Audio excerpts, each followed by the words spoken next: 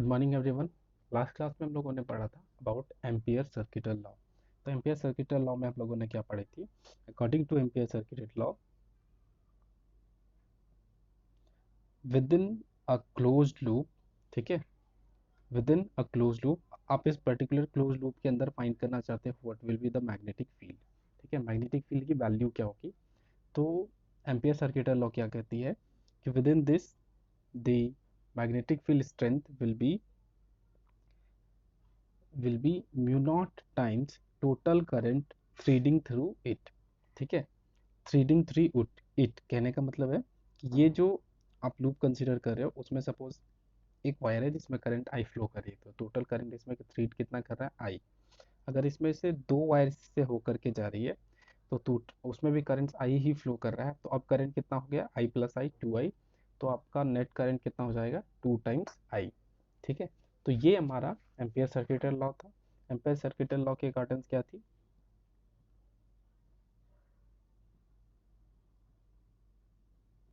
Ampere circuital law के according क्या थी? तो बी डॉट डी एल, ठीक है, ये क्लोज लूप का ये इंटीग्रल चलेगा, जो डी एल आप लेंथ ले रहे हो उसके क्लोज लूप के लिए। अगर आप एक सर्कल दे रहे हो तो इसके लिए जो डी एल का इंटीग्रेशन हो जाएगा वो 2 पाई आर होगा। R will be the radius of this particular circle. ठीक है, वो कितने का बराबर हो जाएगा? तो mu not times current I, that the current which is threading through this closed loop. ठीक है, आप क्लोज लूप कैसा भी रख सकते हो, क्लोज लूप आपका सर्कुलर भी हो, क्यूब हो सकता है, आपका क्यूबॉइड हो सकता है, जैसा भी आप लेना चाह रहे हो 2 डायमेंशन में। ठीक है, अब कोई कोई भी टाइप का शेप ले सकते हो। इंटीग्रेशन ये इस चीज़ को लिमिट कर रही है कि जो सरफेस होगा वो कंटिन्यूस होना चाहिए। ठीक है, ये इस चीज़ को डिसाइड करने का काम कर रही है, और मैग्नेटिक फील्ड हमेशा इस मेथड से भी हम लोग फाइंड कर सकते हैं। तो आज हम लोग जो क्लास में हम लोग आज की क्लास में जो हम लोग फाइंड करने का कोशिश करेंगे वो हम लोग क्या करेंगे कि एम्पियर सर्किटल लॉ के बारे में, जो एम्पियर सर्किटल लॉ हम लोगों ने पढ़ी थी, ठीक है, जो एम्पियर सर्किटल लॉ पढ़ी थी उसी के एक एप्लीकेशन को पढ़ेंगे। एक एप्लीकेशन किस पे पढ़ेंगे? तो अभी हम लोगों ने क्या देखा कि करंट्स, जो आप एक सरफेस कंसिडर कर रहे हो उसमें जो करंट्स है, ठीक है, वो अगर थ्रीड्स होते हैं, जो करंट उसके थ्रू थ्रीड होकर के जा रहे हैं, तो आप नंबर ऑफ वायर्स बढ़ा रहे थे तो नंबर ऑफ करंट्स भी बढ़ता चला जा रहा था। तो उसी टाइप का एक एप्लीकेशन है कि सपोज आप जो क्लोज लूप कंसिडर कर रहे हो उसमें capital N number of currents हो, ठीक है, तो जो मैग्नेटिक फील्ड होगा उस पर क्या इफेक्ट पड़ेगा? ठीक है, तो उसी का एक एप्लीकेशन हम लोग अभी पढ़ेंगे, सोलोनॉइड। सोलोनॉइड में कुछ ऐसा ही केस होता है जहाँ पे आप जो कंसिडर करते हो क्लोज लूप, वहाँ पे जो नंबर ऑफ वायर्स उसे फीड कर करके जाते हैं वो एन होता है। यानी कि उसके अंदर जो करंट कितना फ्लो कर रहा होगा, यानी एक वायर में अगर करंट एन है तो टोटल करंट हमारा कितना हो जाता है? Capital N times I. Okay, तो हम लोग शुरू करते हैं इसको।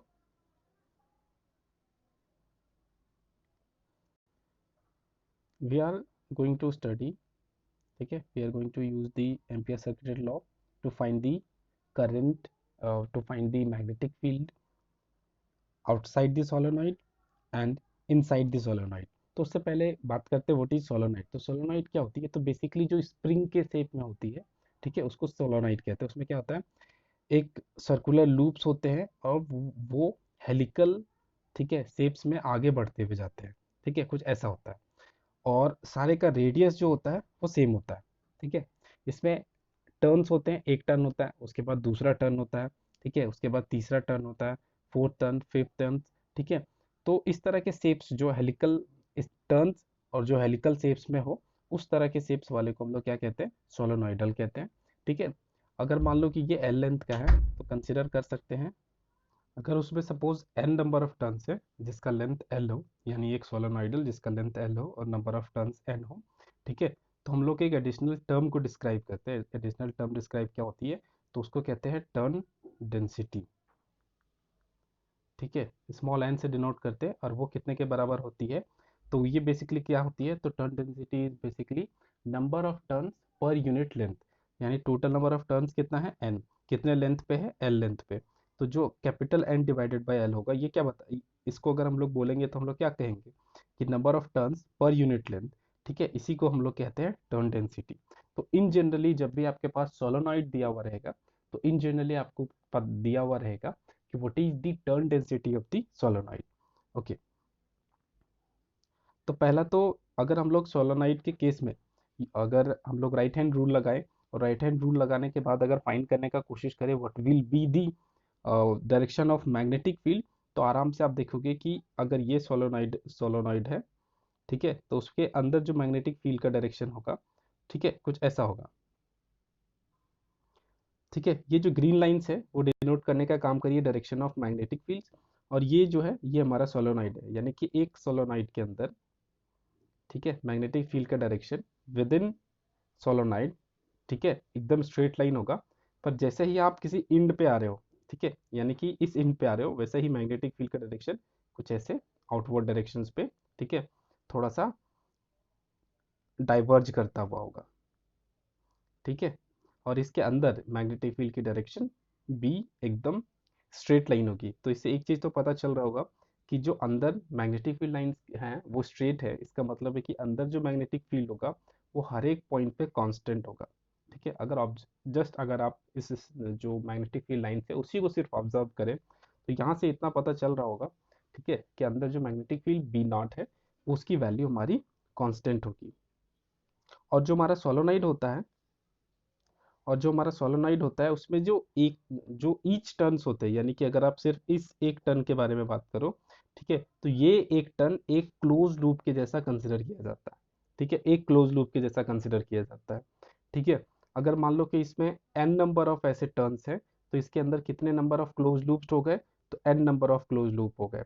अब आप इसमें करंट कितना फ्लो करने के लिए छोड़े हो, सपोज ये आप इसमें करंट फ्लो करने के लिए छोड़े हो कितना आई, एक क्लोज लूप है, दो क्लोज लूप है, तो यहाँ पे करंट आई है।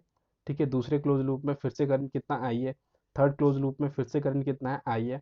अगर इसमें एन नंबर ऑफ टर्न्स है तो इस टोटल क्लोज लूप में कितने क्लोज लूप हो गए हमारे, कैपिटल एन, ठीक है, और उसमें करंट कितना फ्लो कर रहा है आई, तो आपका जो टोटल करंट होगा इस सारे क्लोज लूप में वो कितना हो जाएगा, एन टाइम्स आई।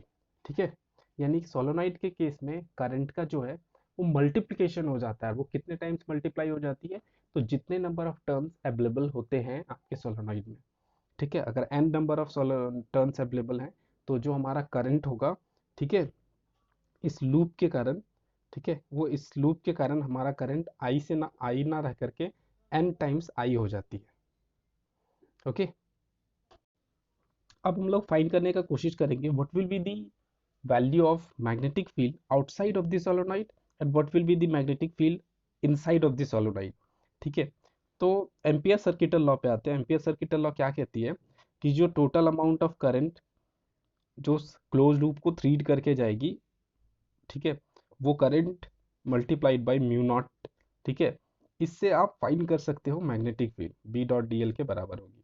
ठीक है, पर अब कंसिडर करो कि आप एक क्लोज लूप कंसिडर कर रहे हो, ठीक है, और करंट जो वायर है, जो वायर का करंट है, ठीक है, वो आपका यहाँ पे है, तो इससे कोई भी करंट रीड करके जा रही है, इस पर्टिकुलर क्लोज लूप से कोई करंट रीड करके जा रही है, नहीं जा रही है ना, तो उस केस में जो करंट आई की वैल्यू होगी वो कितनी हो जाएगी, जीरो हो जाएगी। और एम्पियर सर्किटल लॉ क्या कहती है कि उस इंस्टेंट पे बी डॉट डी एल का भी वैल्यू कितना हो जाएगा, जीरो हो जाएगा। यानी सिंपली मैग्नेटिक फील्ड बी का वैल्यू कितना हो जाएगा, जीरो हो जाएगा। यानी इस पूरे क्लोज लूप के अंदर मैग्नेटिक फील्ड की वैल्यू कितनी होगी, जीरो होगी। तो बस फर्स्ट पॉइंट पे जो है हमारा field outside of the solenoid, ठीक है, उसको फाइंड करने के लिए जो सिस्टमैटिक मेथड है उसको फाइंड करने के लिए पहले हम लोगों ने क्या किया कि जो आपका सोलेनॉइड है कुछ उसको एक रेक्टेंगल के जैसा कंसिडर किया, और आप लोगों ने एक रेंडमली एक रेक्टेंगल कंसिडर किया है ए बी सी डी, ऐसा एक रेंडमली एक रेक्टेंगल कंसिडर किया। तो उसमें आप क्या देख रहे हो कि DC point, D point, C point outside है, A पॉइंट, B पॉइंट, ठीक है, इनसाइड है, और जो C और B है, ठीक है, और D और A है, ठीक है, ये जो लाइंस हैं ये लाइंस परपेंडिकुलर हैं किसके, तो मैग्नेटिक फील्ड के। अभी अभी हम लोगों ने ऊपर में जस्ट देखो ड्रॉ किया हुआ है कि इसके अंदर मैग्नेटिक फील्ड का डायरेक्शन कैसा होगा, ऐसा होगा। और ये जो पॉइंट्स हैं हमारे, ठीक है, ये जो पॉइंट है बी और सी, बी सी, और हमारा ए बी, ए डी, देखो तो मैग्नेटिक फील्ड का डायरेक्शन ये है और इन दोनों का डायरेक्शन ये है। दोनों के बीच का डायरेक्शन कितना हमारा 90 डिग्री।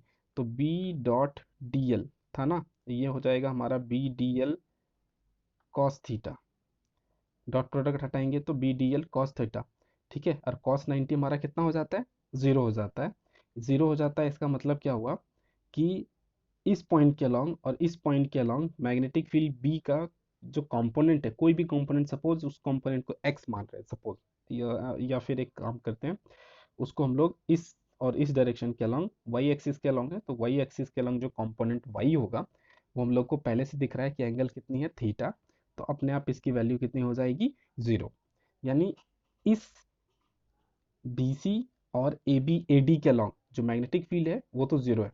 और दूसरा चीज मैंने क्या कहा कि जो यहाँ पे है, ठीक है, इस पॉइंट पे कोई करंट फ्लो कर रहा है नहीं ना, करंट तो सारे यहाँ के यहाँ इसके अंदर फ्लो कर रहे हैं।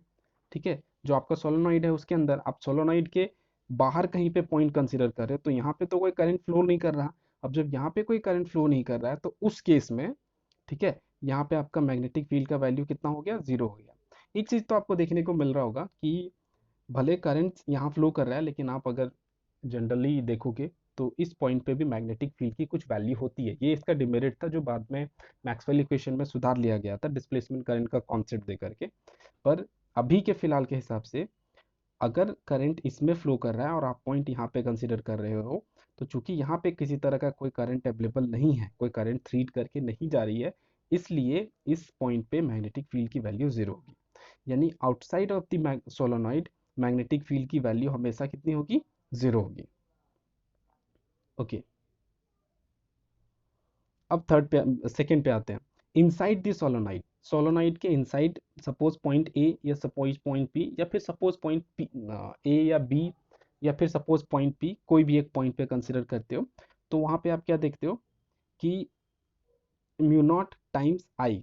ठीक है, तो अगर टोटल नंबर ऑफ टर्न्स इसमें n है, ठीक है, तो आपको क्या लिखोगे कि करंट आपका कितने टाइम्स हो गया, n टाइम्स i हो गया। ठीक है, और इधर जो integration b dot D L है, सपोज इसकी जो, okay, B dot D L, ठीक है, तो आप लूप कैसा ले रहे हो, तो लूप कैसा ले रहे हो, तो ऐसे लंबे लेंथ वाला ले रहे हो, जिस जो भी उसका सोलेनॉइड का लेंथ होगा। ठीक है, क्योंकि आप सारे लूप्स को कंसीडर कर रहे हो, तो जो भी उस पर्टिकुलर सोलेनॉइड का लेंथ होगा आप उसको कंसीडर कर रहे हो। ठीक है, सपोज उसकी लेंथ h है। ठीक है, तो ये जो इंटीग्रेशन dl होगा वो कहाँ से कहाँ तक होगा, जीरो से h तक। तो आप इंटीग्रेशन ऑफ dl करोगे, ठीक है, इंटीग्रेशन ऑफ dl करोगे तो वो आपका कितना आ जाएगा, h आ जाएगा। ठीक है, यानी कि b डॉट डी एल जो है वो आपका हो जाएगा b times h। h is the total length of the solenoid. ठीक है, और इधर आपका कितना आ गया, ठीक है, b dot D L equal to mu naught, total current कितना रीड कर रहा है, आई, n हमारा टर्न डेंसिटी था, h इसका लेंथ था। ठीक है, जो बाद में मल्टीप्लाई होकर के दोनों मिलकर के कितना बन जाएगा, capital N, which is the total number of turns. ठीक है, तो dl का इंटीग्रेशन करोगे तो वो कितने के बराबर है, h के बराबर है, तो इधर h आ जाएगा, और ये h उठा करके इधर डिवाइड में भेजोगे तो क्या हो जाएगा, म्यू नॉट टाइम्स n, नहीं, mu naught times small n h, ये टोटल नंबर ऑफ टर्न्स हो गया, करंट I, उधर से h उठा के भेजोगे तो ये h से ये h कट जाएगा, और आपके पास magnetic field B equal to क्या मिल जाएगा, mu not times small n I। Small n हमारा क्या है, तो टर्न डेंसिटी है। ठीक है, तो आप क्या देख रहे हो कि magnetic field inside a solenoid, ठीक है, inside a solenoid is depends upon mu naught times n I। देखो इसमें कहीं पे भी l का, l या फिर h का बात नहीं हो रहा है। l या h कहने का मतलब हुआ लेंथ ऑफ द सोलोनॉइड, या फिर ये भी हम लोगों ने रिप्रेजेंटेशन के लिए यूज किया था, h is also the length of solenoid. तो हम लोग क्या देखने को मिल रहा है कि जो मैग्नेटिक फील्ड है, आप एक सोलोनॉइड ड्रॉ कर रहे हो, आप किसी पॉइंट P पे आप देखना चाहते हो what will be the magnetic field. तो आप क्या देख रहे हो कि magnetic field depends upon mu naught times, ठीक है, mu naught is the medium, कौन सा मीडियम पे ये है, ठीक है, करंट कितना करंट फ्लो कर रहा है, और n is the turn density, यानी कितनी पर्टिकुलर सोलोनॉइड की टर्न डेंसिटी, इस बात पे डिपेंड करी। इस बात से कंप्लीटली इंडिपेंडेंट है कि what will be the length of this particular solenoid. ठीक है, इसकी लेंथ कितनी होगी, यानी कि अगर एक इनफाइनाइट लेंथ की सोलोनॉइड हो तब भी उसके अंदर जो किसी भी पॉइंट पे अगर आप मैग्नेटिक फील्ड फाइंड करोगे तो उसकी वैल्यू कितनी आएगी, इतनी ही आएगी। और वो वैल्यू कितनी हमारी कांस्टेंट है, ठीक है। क्योंकि एक बार आप सोलोनॉइड यूज करना शुरू कर दिए तो सोलोनॉइड की टर्न डेंसिटी फिक्स हो गई, करंट आप फिक्स रख ही रहे हो, तो उस सिचुएशन पे मैग्नेटिक फील्ड बी की वैल्यू कांस्टेंट होगी। किसी पर्टिकुलर करंट के लिए मैग्नेटिक फील्ड बी की value with in a solenoid की कांस्टेंट होगी, ठीक है। तो यही चीज हम लोगों ने जब ड्रॉ भी किया था मैग्नेटिक फील्ड लाइंस किसी सोलोनॉइड पे, तो देखो जब इतने पार्ट के लिए ड्रॉ किया है तो वहां पे मैग्नेटिक फील्ड लाइंस, ठीक है, वो हमारे स्ट्रेट लाइंस हैं और ऑलमोस्ट कांस्टेंट दिख रहे हैं। और ये कांस्टेंट इसलिए दिख रहे हैं क्योंकि जब हम लोग कैलकुलेशन करते हैं तो हम लोग क्या देखते हैं कि हम लोग का magnetic field inside a solenoid at any point, आप यहाँ पे पॉइंट कंसीडर करो, यहाँ पे पॉइंट कंसीडर करो, किसी भी पॉइंट पे कंसीडर करते हो, मैग्नेटिक फील्ड बी की वैल्यू कांस्टेंट आ रही है। चूंकि इसकी वैल्यू कांस्टेंट है, ठीक है, इसीलिए magnetic field lines within the solenoid seems to be like straight lines, okay. क्योंकि स्ट्रेट लाइन नहीं होकर के किसी पॉइंट पे अगर डाइवर्जिंग या कन्वर्जिंग होगा तो उसके जगह पे, तो उस पॉइंट पे हम लोग क्या करेंगे, अगर सपोज डाइवर्जिंग है, ठीक है, सारे लाइन्स ऐसे हैं, कोई एक लाइन है जो ऐसा डाइवर्जिंग है, तो उस सिचुएशन पे इसका हम लोग इस पर्टिकुलर लाइन का हम लोग इस सारे लाइंस के अलोंग कंपोनेंट देखेंगे। अगर सपोज इधर इसका बी है, इधर थीटा एंगल बना रही है, तो सारे के अलोंग इसका कंपोनेंट कितना हो जाएगा, बी कॉस थीटा। अब जो हमारा मैग्नेटिक फील्ड बी, सबका बी है पर इसका बी कॉस थीटा है, तो उस केस में आपका जो बी का वैल्यू है वो कांस्टेंट नहीं रह गया ना, ठीक है। तो इसीलिए जो कि बी की वैल्यू कांस्टेंट है इसलिए स्ट्रेट लाइन से इसको ड्रॉ किया जा रहा है। तो जो मेन पॉइंट सोलोनॉइड के केस में हम लोग आउटकम के फॉर्म में निकली वो क्या थी कि किसी भी पॉइंट पे अगर आप एक सोलोनॉइड कंसीडर करते हो और उसके इनसाइड किसी भी पॉइंट पे अगर आप मैग्नेटिक फील्ड देखते हो तो वो मैग्नेटिक फील्ड किस किस बात पे डिपेंड करेगी, तो म्यू नॉट किस मीडियम पे है, turn density and the current which is actually flowing in the solenoid, ठीक है, एंड विच इज कांस्टेंट, यानी कि विद इन अ सोलोनॉइड, ठीक है, through out the solenoid the magnetic field due to the particular constant current the magnetic field will be constant। And the second point क्या थी कि किसी भी point पे, ठीक है, कोई भी पॉइंट जो आउटसाइड लाई करती है सोलोनॉइड के, ठीक है, हमेशा मैग्नेटिक फील्ड वैल्यू जीरो होगी क्योंकि कोई भी करंट उसको थ्रीट करके नहीं जा रही है। यानी कि ये सोलोनॉइड है, आप यहाँ पे पॉइंट कंसीडर कर रहे हो तो यहाँ पे किसी तरह का कोई करंट थ्रीट नहीं कर रहा है क्योंकि करंट यहाँ पे फ्लो कर रही है।